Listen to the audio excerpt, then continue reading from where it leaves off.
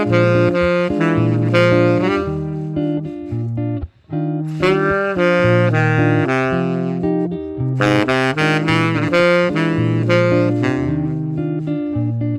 sono Fabrizio Dalisera, benvenuto sul mio canale YouTube.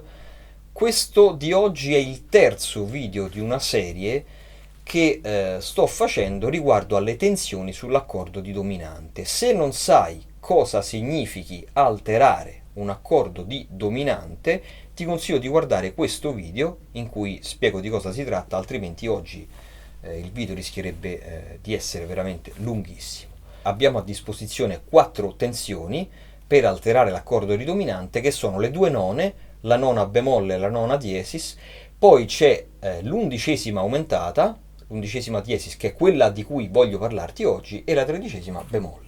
L'undicesima aumentata è la quarta aumentata.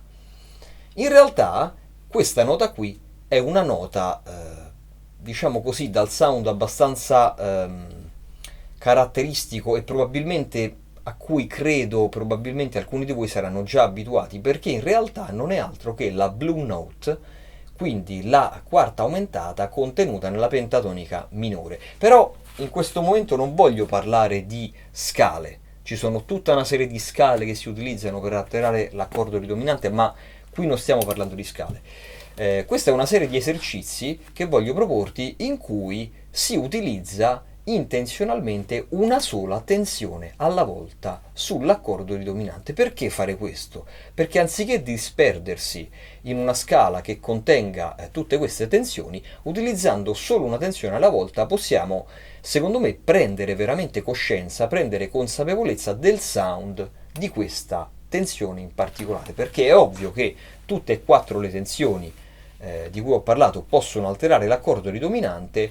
Però va anche tenuto presente che ogni tensione ha un suo colore, ha una sua personalità che dobbiamo conoscere se vogliamo utilizzarla al meglio nell'improvvisazione. Adesso suonerò un breve esempio di un 2-5-1 maggiore in cui ogni volta che ci sarà il quinto grado utilizzerò l'undicesima aumentata.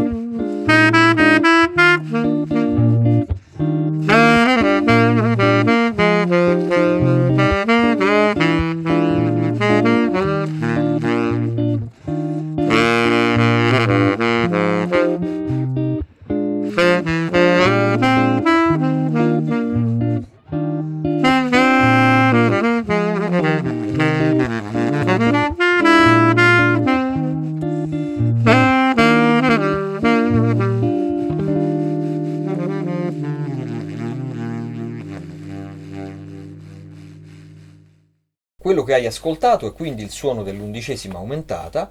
Ti consiglio di fare questo esercizio perché in questo modo, suonando solamente questa tensione, solamente una tensione alla volta, diventerai consapevole del sound, della personalità, del colore che ti può dare questa tensione, e farai quindi, oltre che un esercizio di improvvisazione, anche un esercizio di ear training, perché insistendo su quella nota sicuramente associerai la nota, imprimerai la nota nel tuo orecchio e sarai in grado quindi anche di riconoscerla. Se ti è piaciuto questo video ti invito ad iscriverti al canale se vuoi sostenere i miei prossimi video e ti invito anche a lasciare un commento per farmi sapere che ne pensi. I miei vlog tra l'altro vogliono anche essere un punto di incontro tra i sassofonisti, quindi se hai dei modi diversi di studiare le tensioni sull'accordo predominante lascia un commento, fammi sapere il tuo modo di affrontare questo argomento. Ci vediamo al prossimo video. Ciao!